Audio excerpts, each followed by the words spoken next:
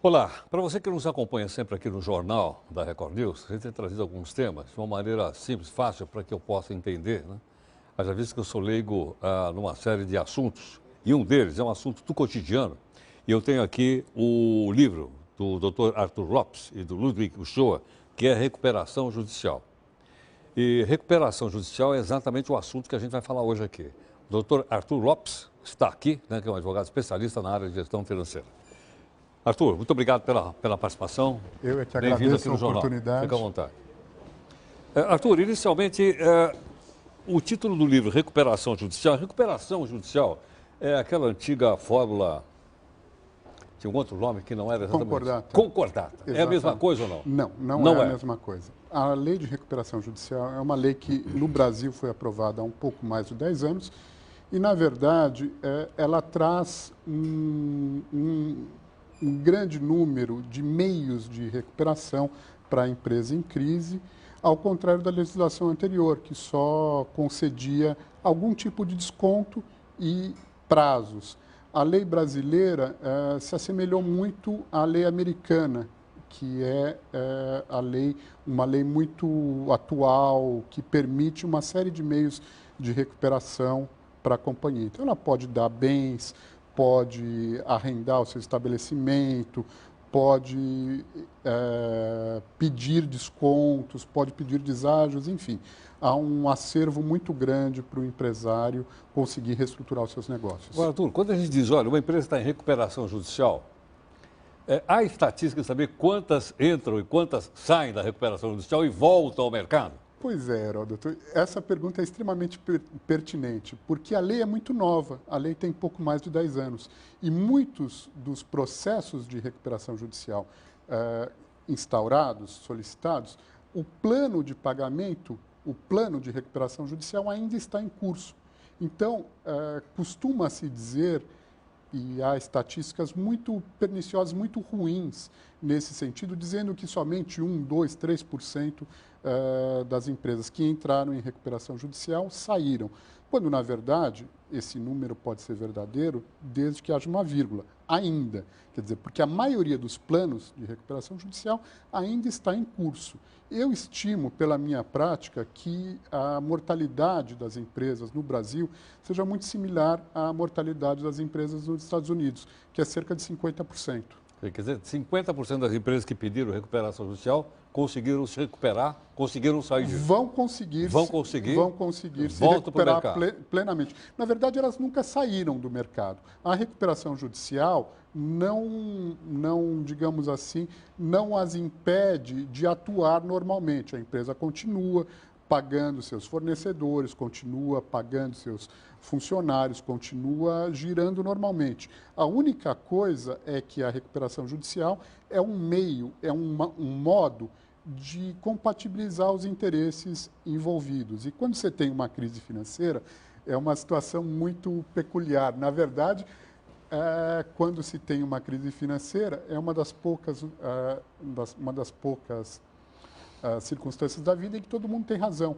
O fornecedor tem razão em querer receber o seu crédito, o banco tem razão em querer receber aquilo que foi emprestado, o funcionário tem razão em querer receber o seu salário, porque é disso que ele vive, o fisco tem razão em exigir os impostos, porém, por circunstâncias das mais variadas, que vão desde problemas de administração até problemas mercadológicos e estruturais, como que nós estamos vivendo na economia, por diversas razões, todo o exercício dessas razões, se for concomitante, acaba inviabilizando a companhia.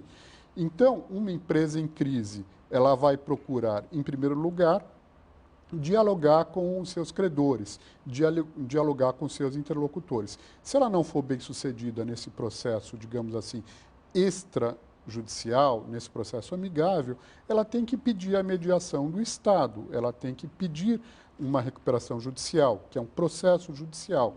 E ali o judiciário estabelece um rito para que a empresa tenha oportunidade de se reestruturar e se manter no mercado. Agora, Rui, uma empresa não pede uma recuperação judicial para dar um calote nos seus credores, né? Não, muito não raro. Não é isso. Não é isso. Há até um estigma com relação à empresa que pede recuperação judicial. Há até um estigma, na minha avaliação, injusto, e isto é muito pernicioso até para o Instituto, né? Eu pessoalmente, na minha prática, eu tento evitar ao máximo.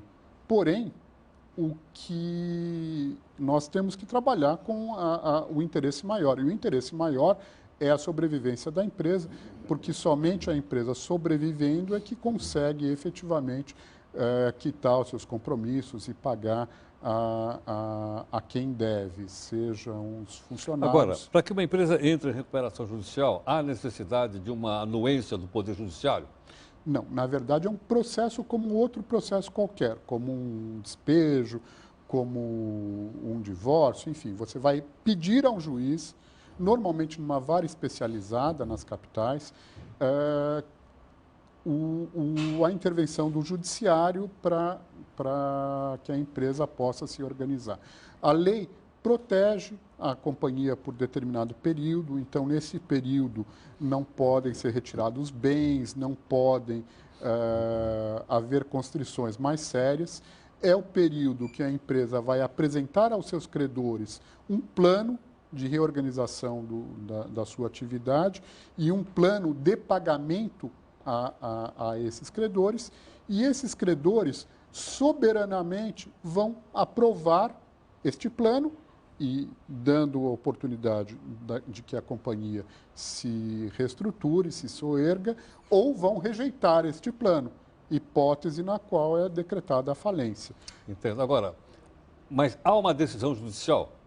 Há uma decisão judicial no sentido de fazer aquilo que a gente chama de deferimento. A gente chama, talvez, até impropriamente, não vou entrar aqui nesse mérito, mas o juiz vai falar, olha, empresa, você cumpriu os requisitos e vamos dar sequência ao pedido para que você tenha a oportunidade de apresentar o seu plano de reestruturação. Arthur, queria pedir que você ficasse mais um pouco aqui, a gente vai continuar com a nossa conversa. Tudo bem? Tudo bem. Bom, o nosso tema hoje, para a gente poder entender bem, aqui está o advogado, doutor Arthur Lopes, e a gente está entendendo então que vem a ser uma recuperação judicial, que é importante para a economia, e como ele explicou, talvez a nossa cultura não seja uma coisa tão bem aceita, mas na cultura americana é, né? Haja vista que várias empresas, ou vários empresários faliram uma vez, duas vezes, três vezes, se recuperaram e depois continuaram trabalhando normalmente. Para a gente poder entender melhor, fazemos um rápido intervalo e a gente volta daqui a pouco. Até já. Bom, nós estamos hoje com o nosso convidado, doutor Arthur Lopes, que é advogado, especialista em gestão financeira de empresas, e nós estamos conversando a respeito de recuperação judicial, que, aliás, como mostrei para você, é tema também de um livro de autoria dele e ele está aqui conosco. Arthur, uma outra coisa que eu gostaria de dizer, quando a gente fala em recuperação judicial, a gente está só falando de grandes empresas, como aquela de telefonia, uma empresa de aviação. Pode ser um pequeno negócio? Pode ser um pequeno negócio. E, inclusive, a lei estabelece um rito diferente, um rito, digamos assim, mais simplificado para as pequenas e para as médias empresas. Há, efetivamente, a possibilidade de que um pequeno negócio se socorra no Instituto da Recuperação Judicial. Entendo. Agora, quando é público que uma empresa está em recuperação judicial? É público, é público. E aí as pessoas não ficam com medo de continuar vendendo para ela? Dizem, pô, olha, eu vendi para ela, não recebi até em recuperação judicial, não vou receber de novo, então não vou vender mais. Pois é, Heródoto, a diferença, muitas vezes, entre a mortalidade e a sobrevivência de uma companhia é a administração desse processo todo, que ele é jurídico, evidentemente, mas ele tem um viés muito mais econômico e financeiro. O próprio plano de recuperação judicial é um instrumento mais contábil e econômico. Então, você tem premissas que você assenta no sentido de dar credibilidade ao trabalho que está sendo feito E isto sai um pouco do domínio dos advogados, embora eu seja advogado... Entra aqui nos contabilistas ou não? Não, na Não? verdade, dos financistas. Quer dizer, você tem que viabilizar um negócio, você tem que administrá-lo de maneira adequada. O segredo de uma recuperação judicial bem feita é você conseguir administrar a companhia de uma maneira adequada e estabelecer uma data de corte com as dificuldades anteriores e uma nova administração. E para isso você tem que atrair capitais. Então nós, por exemplo, conseguimos para os processos de reestruturação que conduzimos, atrair capital de giro, atrair condições e credibilidade no sentido de promover o ajuste e o prosseguimento da empresa. Eu costumo dizer que empresas como a minha, consultorias que se dedicam à gestão de crise, são uma espécie de governança corporativa da empresa em crise. E quanto mais credibilidade a consultoria tiver, maiores são as chances da empresa se recuperar, porque você consegue atrair mais capitais, você consegue conferir uma posso estabilidade. entender, então, que há uma conjunção das duas coisas, ou seja, da questão econômica com a questão da reputação? Sim, com certeza, com certeza. Muitas vezes é preciso redesenhar a história, é preciso se começar de novo a partir de uma ruptura.